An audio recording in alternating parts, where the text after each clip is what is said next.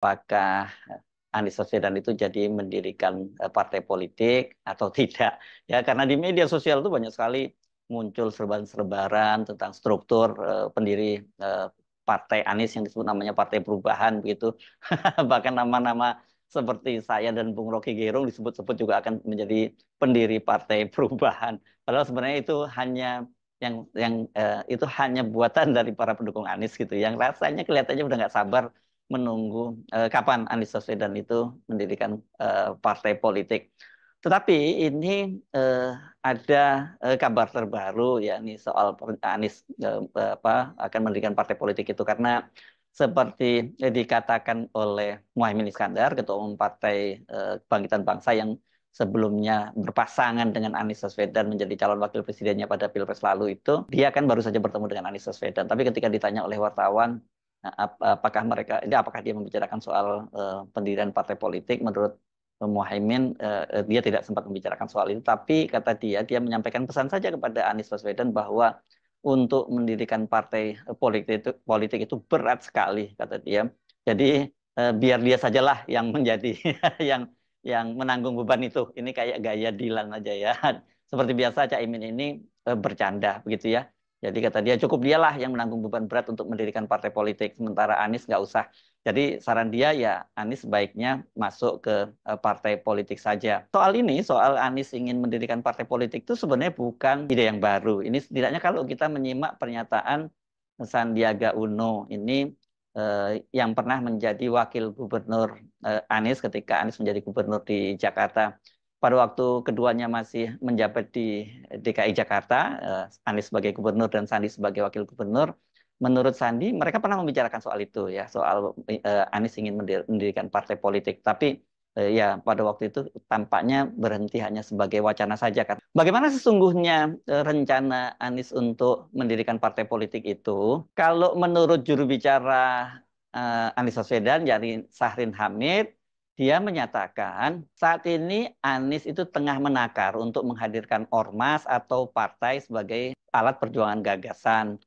Tentunya masukan Caimin sebagai sahabat dari Mas Anies itu penting dan menjadi perhatian. Itu kata Syahrin kepada wartawan hari ini ya, hari Ahad tanggal 8 September 2024. Soal Anies mau bikin ormas atau partai politik ini kan mencuat setelah Anies batal dicalonkan oleh PDIP pada pilkada di DKI Jakarta. Sebelumnya pada Pilkada 2017, yakni Pilkada Jakarta 2017 itu kan Anies itu walaupun tidak punya partai politik dan tidak bergabung menjadi kader partai politik, kemudian dia diusung oleh PKS dan Gerindra. Gerindra itu menyodorkan kadernya yakni Sandiaga Uno. Jadilah kemudian Anies melenggang terpilih menjadi Gubernur Jakarta untuk periode 2017 sampai 2022, pasangan dengan Sandiaga Uno yang kemudian di tengah jalan Sandiaga Uno mengundurkan diri sebagai wakil gubernur karena dipilih oleh Prabowo Subianto menjadi calon wakil presidennya. Dan kemudian posisi wakil gubernur di DKI Jakarta itu diisi oleh kader Partai Gerindra yang lain yakni Ahmad Riza Patria. Pada Pilpres 2024 berbekal dengan elektabilitasnya dan juga popularitas yang tinggi, itu Anies bisa maju lagi menjadi calon presiden walaupun dia tetap bukan kader partai apapun. Dia diusung oleh Partai Koalisi Perubahan yang terdiri dari Nasdem, PKS, dan juga Partai Kebangkitan Bangsa. Tetapi rupanya petualangan Anies dalam kontestasi untuk kepala daerah maupun presiden itu terhenti pada Pilkada serentak tahun 2024 ini. Anies itu gagal maju pilkada serentak ini karena PKS yang tadinya sudah menyatakan akan mencalonkan Anies berpasangan dengan Sohibul Iman, kader dari Partai Keadilan Sejahtera, kemudian membatalkan rencana itu karena tidak memenuhi syarat 20%, ya tidak ada partai koalisi lain yang bersedia mengusung pasangan Anies dan Sohibul Iman. Sementara PKB dan Nasdem yang juga sudah menyatakan akan mengusung Anies Baswedan itu kemudian balik kanan karena ada tekanan dari rezim yang sedang berkuasa ini, rezimnya Jokowi, dan kemudian bergabung dengan Koalisi Indonesia Maju Plus. Dan puncaknya terjadi ketika akhirnya PKS itu juga ikut balik kanan bergabung dengan Koalisi Indonesia Maju Plus dan mereka mendapat jatah sebagai calon wakil gubernur, yakni Suswono yang dipasangkan dengan Ridwan Kamil sebagai calon gubernurnya. Harapannya sempat muncul ketika Anies tadinya mau diusung oleh PDIP setelah muncul putusan dari Mahkamah Konstitusi nomor 60 tahun 2024 yang memungkinkan PDIP itu mengusung calon gubernur dan calon wakil gubernur sendirian karena berdasarkan putusan MK nomor 60 tahun 2024 itu kan hanya dibutuhkan syarat 7,5% saja, tidak sampai setinggi 20% seperti peraturan sebelumnya. Nah, tapi kan kemudian dramanya ketika Anies kemudian batal maju karena adanya tarik-menarik di internal, terutama faksi yang menginginkan agar Ahok yang diusung, dan kemudian muncul nama Pramono Anung sebagai jalan tengah, bukan Anies tapi juga bukan Ahok gitu. Nah setelah itulah kemudian melalui pernyataannya kan Anies menyatakan dia mempertimbangkan untuk membentuk parpol, maksud saya dia akan membentuk ormas atau partai politik. Kemudian ada yang usul supaya saya masuk partai atau bikin partai politik. Nah gini, kalau masuk partai, pertanyaannya, partai mana yang sekarang tidak tersandra oleh kekuasaan? Nah, jangankan dimasuki, mencalonkan saja terancam. Agak berisiko juga bagi yang mengusulkan. Jadi ini adalah sebuah kenyataan nih. Jadi kita lihat aja ke depannya. Apakah lalu akan buat partai politik baru? Gini, bila untuk mengumpulkan semua semangat perubahan yang sekarang makin hari makin terasa besar, dan itu menjadi sebuah kekuatan, diperlukan menjadi gerakan, maka membangun ormas atau membangun partai baru, mungkin itu jalan yang akan kami tempuh. Kita lihat sama-sama ke depan.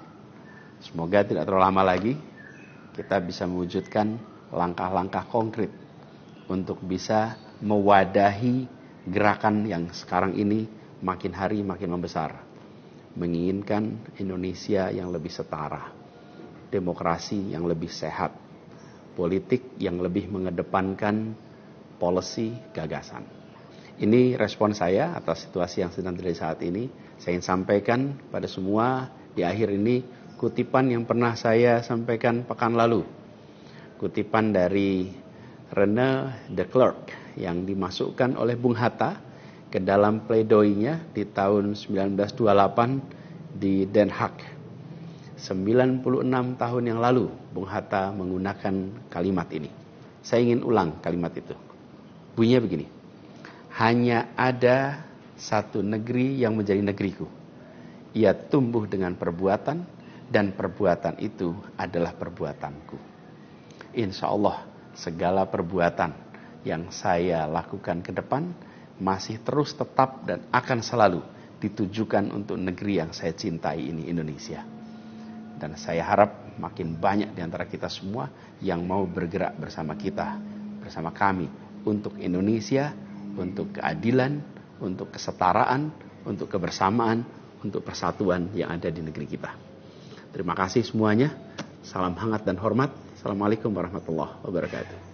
Nah, bagaimana kira-kira ini yang akan dilakukan oleh Anies ini? Apakah dia tetap akan membentuk partai politik atau dia hanya akan membangun parpol saja? Ini kalau pola yang diambil misalnya Nasdem, yaitu dibangun ormas duluan, ormas Nasdem baru kemudian menjadi partai politik. Bahkan di waktu membentuk ormas Nasdem itu kan Anies Baswedan itu terlibat dalam pembentukannya sebagai deklarator. Tapi ketika kemudian Nasdem bermetamorfosa menjadi partai politik, Anies Baswedan tidak lagi bergabung itu. Nah, ini memang untuk mendirikan partai politik itu di Indonesia itu sangat berat, dan selain sangat berat itu juga untuk syarat lolos parliamentary threshold-nya itu kan juga sangat berat juga, yakni sampai 4% itu. Karena itulah kemudian banyak sekali partai-partai politik yang setelah susah payah dia berhasil mendirikan partai, lolos verifikasi di KPU, tapi ketika kemudian mereka ikut berlaga, itu mereka tidak berhasil masuk di parlemen dan sekarang menjadi partai non-parlemen. Untuk pemilu legislatif tahun 2024 ini, setidaknya ada 3 partai baru yang dibangun oleh tokoh-tokoh yang sebenarnya sudah cukup lama berkecimpung di dunia politik, tapi kemudian gagal masuk di parlemen. Itu yang kita sebut misalnya ada Partai Gelora, besutannya mantan Presiden PKS Anies Baswedan dan tokoh yang saya kira cukup terkenal, yakni Fahri Hamzah. Ini dia gagal masuk parlemen, lolos verifikasi tapi gagal masuk parlemen. Kemudian ada PKN, ini partai yang dibesut oleh mantan Ketua Umum Partai Demokrat Anas Urbaningrum, ini juga gagal. Ada juga Partai Umat, ya Partai Umat itu kita tahu di belakangnya itu adalah Pak Amin Rais, ini juga gagal masuk ke parlemen. Sementara partai yang lain yang gagal juga masuk di parlemen, yang baru ikut pertama kali pada pemilu legislatif tahun 2024 itu adalah Partai Buruh yang dibesut oleh Said Iqbal. Ini adalah satu tokoh buruh gitu ya. Jadi banyak partai-partai yang lolos ke verifikasi, berlaga di pemilu legislatif, tapi gagal di pemilu, yakni memenuhi ambang batas untuk lolos di parlemen, yakni 4%. Nah, sekarang ini kan agak berbeda ya. Sekarang ini kan sudah ada putusan dari Mahkamah Konstitusi juga agar ambang batas itu diturunkan, tidak 4%. Tapi pada waktu itu Mahkamah Konstitusi tidak menyebutkan berapa persen. Tapi artinya sebenarnya syarat untuk lolos parliamentary threshold itu jauh lebih mudah dibandingkan dengan pemilu 2024 lalu. Karena kalau ini dengan parliamentary threshold 4% ini bukan hanya partai-partai baru ya, banyak partai-partai lama yang kemudian mencoba peruntungan kembali untuk maju pada pemilu legislatif kemarin, tidak memenuhi syarat ambang batas 4%, itu kemudian mereka juga gagal menjadi partai di parlemen. Ini kalau kita sebut misalnya ada partai yang sudah ada di parlemen sebelumnya atau partai parlemen, tapi kemudian gagal memenuhi PT 4% dan kemudian terpental dari parlemen, yakni Partai Persatuan Pembangunan. Sementara partai-partai lain yang sudah beberapa kali mencoba di pemilu legislatif tapi tidak juga tembus ke parlemen, itu ada beberapa di antaranya. Ini salah satunya adalah partai besutan dari, bukan partai besutan ya, partai yang dipimpin oleh anak Pak Jokowi, yakni Kaisang Pangarep, PSI. Ini partai ini walaupun sudah dibantu oleh Pak Jokowi, dibantu oleh berbagai aparat penegak hukum dan sebagainya, tapi tetap tidak lolos juga 4%. Dan ini untuk yang kedua kalinya. Termasuk misalnya partai lain yang dibesut oleh pengusaha besar Haritanu Sudibyo.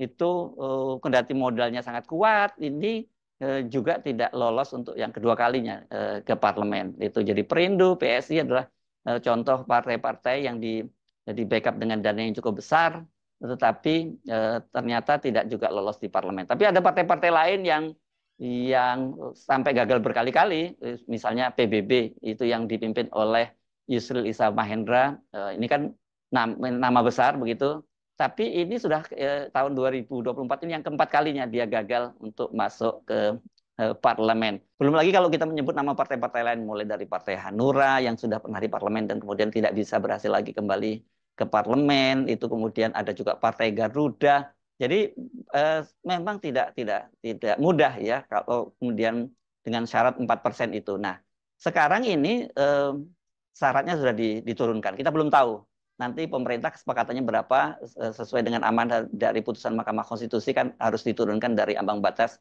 4% tadi.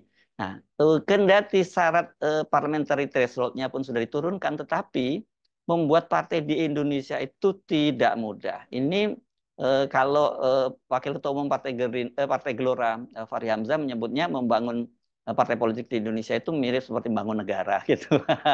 Dan banyak juga yang menyebut bahwa syarat untuk membangun partai politik di Indonesia itu merupakan syarat pendirian partai politik yang paling sulit di dunia.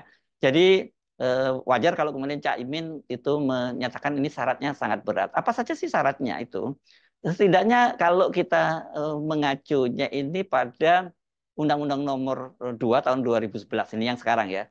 Tetapi sebelumnya itu udah soal syarat-syarat untuk mendirikan partai politik itu diatur dalam Undang-Undang Nomor 2 tahun 2008. Pada Undang-Undang Nomor 2 tahun 2008 itu pada waktu itu syarat untuk mendirikan partai itu selain syarat-syarat administrasi dan sebagainya, macam-macam lah, syarat sebagai badan hukum dan sebagainya, itu berkaitan dengan kepengurusan itu ya. Kepengurusan tuh paling sedikit 60% dari jumlah provinsi. Pada waktu itu kan provinsinya masih 34 ya. Dan dari 50% untuk kota dan kabupaten itu harus ada 25% di pengurusnya di kecamatan pada kota dan kabupaten tadi ya. Ini syarat ini sangat berat gitu. Tetapi kemudian dengan revisinya menjadi Undang-Undang Nomor 2 Tahun 2011 itu syaratnya menjadi lebih berat lagi. Ini sebelum saya ngomongin berapa provinsi dan kabupaten dan kecamatan ya. Ini misalnya dalam pasal 2 ayat 1 Undang-Undang Nomor 2 Tahun 2011. Partai politik itu didirikan dan dibentuk oleh paling sedikit 30 orang warga negara Indonesia yang telah berusia 21 tahun dan sudah menikah dari setiap provinsi. Ya, pada waktu itu kan provinsinya baru 34 ya. Ya dan kemudian disebutkan dalam ayat 1 A, partai politik sebagaimana dimasukkan ayat 1 didaftarkan oleh paling sedikit 50 orang pendiri yang mewakili seluruh pendiri partai politik dengan akta notaris. Ini juga nggak terlalu sulit ya kalau cuma 50 orang saja, 30 orang dari seluruh provinsi, kemudian ada 50 orang pendiri, ini nggak sulit ya. Tapi pemerintah juga melarang pendiri dan pengurus partai politik merangkap sebagai anggota partai politik yang lain. Selain itu, ini yang juga sering jadi persoalan adalah pembentukan partai politik menyertakan 30% keterwakilan perempuan. Ini jangan dianggap enteng ya. Ini sering sekali partai-partai politik terutama di daerah itu akan kesulitan mencari 30% keterwakilan perempuan ini. Dan memang di Indonesia ini sekarang ini dominasi dari pria di partai politik itu luar biasa tinggi. Nah, yang ini sekarang ini soal kepengurusan di provinsi dan kota, kabupaten, serta kecamatan ini sekarang ini jauh lebih berat ya karena syaratnya sekarang ini untuk mendirikan berdasarkan Undang-Undang Nomor 2 Tahun 2011 itu harus memiliki kepengurusan di seluruh provinsi di Indonesia. Jadi kalau sekarang ini ada 38 provinsi ya partai politik yang bisa lolos verifikasi itu verifikasi administrasi dan faktual ya itu ya harus punya pengurusan di 38 provinsi ya. Nah, bayangkan kan seperti di provinsi pemekaran di Papua itu Papua, pegunungan Papua, selatan dan sebagainya itu pasti akan kesulitan siapapun yang akan mendirikan partai politik ya. Kemudian dari total 38 provinsi itu ada 75%. Harus ada 75% jumlahnya di kota dan kabupaten di provinsi yang bersangkutan itu ya. Sekarang ini total di Indonesia itu ada 514 kota dan kabupaten. Ini terdiri dari 416 kabupaten dan 98 kota.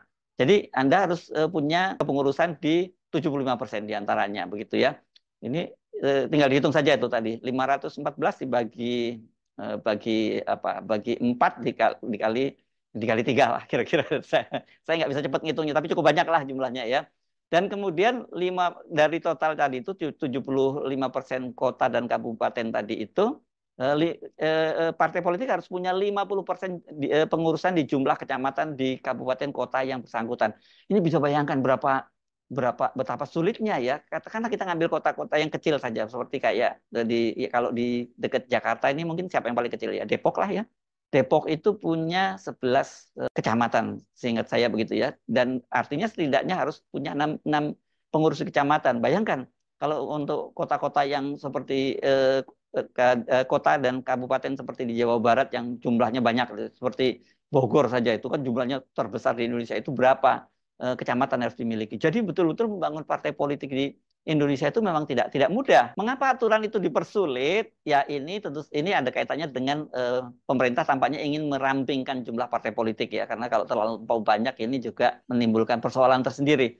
Tetapi itu ada juga kepentingan partai-partai lama yang mereka tentu tidak ingin kemudian suara mereka itu digerogoti oleh partai-partai baru apalagi kalau kemudian muncul figur-figur yang potensial punya pengikut yang cukup besar seperti Anies Baswedan. Dalam konten sebelumnya saya akan menyatakan bahwa untuk mendirikan partai politik itu kalau di Indonesia itu setidaknya harus punya 3 syarat yakni tingkat kepopuleran figur ini yang menjadi yang paling utama, kemudian juga basis masanya dan yang ketiga itu adalah modalnya yang sangat besar.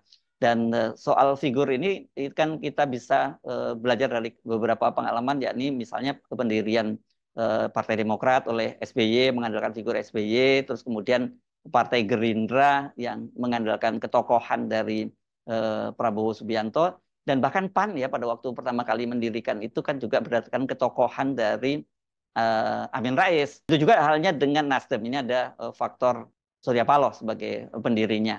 Nah, Anies kan punya ya modal soal ini kan, soal ketokohan itu. Yang kedua itu soal modal. Ya, modal ini orang seperti Surya Paloh itu dia dikenal juga sebagai pengusaha yang besar. Begitu juga dengan Prabowo Subianto, dia juga pengusaha, dan adiknya ya Hasim Joyo Hadikusumo juga pengusaha yang besar. Sementara kalau Prabowo, kalau SBY kan pada waktu itu dia juga pejabat di pemerintahan ya. Waktu itu dia menjadi Menko Polhukam. Bukan waktu mendirikan partai politik, bukan dia langsung yang menjadi ketua umumnya ya. Dia menggunakan proksinya. Baru setelah itu dia yang memimpin Partai Demokrat. Jadi sebenarnya Anies punya modal itu ya, popularitasnya ada, dia kemudian basis pendukungnya juga cukup kuat. Nah, kemudian juga ini yang ketiga soal modalnya ya, modal kapitalnya. Saya pada waktu itu menyebutkan sebenarnya dengan pola yang selama ini terjadi yakni di kalangan pendukung Anies yang rela saweran, itu terutama ditunjukkan oleh beberapa anak muda yang dalam beberapa proyek itu waktu Pilpres kemarin itu justru mereka saweran membuatkan baliho Anies. Itu saya kira modal awal bagi Anies untuk mengurangi kebutuhan modal yang sangat besar untuk mendirikan partai politik. Coba bayangkan kalau tadi itu ya disyaratkan tadi kan di semua provinsi 38 provinsi itu harus punya kantor, harus punya kepengurusan, ya. Itu jadi artinya sampai di wilayah pegunungan sana harus ada kantornya. Dan ini kalau kantornya memang tidak harus punya sendiri tapi bisa nyewa, tapi tetap saja jumlahnya itu diperlukan dana yang cukup besar, apalagi kemudian dari 38 provinsi itu kemudian harus di masing-masing kota dan kabupatennya punya 75% perwakilan juga atau kantornya sebelum sampai kecamatan. Jumlahnya memang sangat besar. Bisa jadi itu diatasi dengan patungan dari para pendukung Anies, bisa ya, itu dilakukan. Tapi ya memang perlu kerja keras, perlu sabar. Jadi kalau toh misalnya ingin bentuk partai politik, saya kira mungkin agak lebih pas kalau dimulai dari ormas dulu untuk semacam test the water, baru kemudian kalau ternyata dukungannya cukup kuat dan kemudian strukturnya juga cukup mantap, sudah seperti partai bayangan tadi itu memenuhi syarat dari yang ditentukan oleh Undang-Undang Nomor 2 Tahun 2011, barulah kemudian mungkin bisa dibangun partai politik. Nah, yang lain soal jegal menjegal. Jangan salah ya bahwa kalau toh Anda nanti misalnya berhasil melakukan mendirikan memenuhi syarat-syarat itu, nanti KPU itu bisa menjadi alat jagal untuk menggagalkan partai-partai yang tidak dikehendaki oleh penguasa atau tidak dikehendaki oleh partai-partai lain yang tengah berkuasa. Karena bisa dipastikan kalau misalnya Anies nanti mendirikan partai politik itu kan akan banyak suara partai yang tergerus. Yang langsung jelas saya kira mungkin ini pemilih PKS. Pasti PKS juga tidak akan senang kalau kemudian Anies Baswedan mendirikan partai politik karena segmen pemilihnya pasti akan berkurang. Partai-partai lain yang partai yang berkuasa begitu yang nanti khawatir kalau Anies itu mengincar posisi sebagai presiden, mereka pasti juga akan menjegal Anies untuk mendirikan partai politik sehingga meskipun Anies tetap populer, elektabilitasnya tinggi, tapi karena dia tidak punya partai politik sehingga dia tidak bisa maju lagi. Jadi memang apa yang dikatakan oleh Cak Imin tadi tidak berlebihan kalau dia menyatakan ini berat banget syaratnya begitu. Tapi bukan berarti berat banget itu tidak bisa bisa dipikul oleh Anies dan para timnya gitu. Jadi sebaiknya memang di bukan ditimbang-timbang sih kalau menurut saya. Soal ini harus kalau punya niat harus jalanin saja, tapi tentu dengan kalkulasi yang sangat matang, kemudian jangan gerasa gerusu gitu. Dan mendirikan partai politik itu di Indonesia satu syaratnya memang paling sulit di dunia. Kedua, partai-partai politik dan penguasa tetap saja pasti tidak akan happy kalau ada figur-figur baru, apalagi figur kuat seperti Anies Baswedan itu mendirikan partai politik. Ya mesti siap-siap, situasinya sama seperti sekarang ketika tidak punya partai politik, dijegal kiri kanan, dan nanti ketika mau mendirikan partai politik juga pasti akan dijegal dari kiri kanan, atas bawah, depan belakang. Saya Arif dari Forum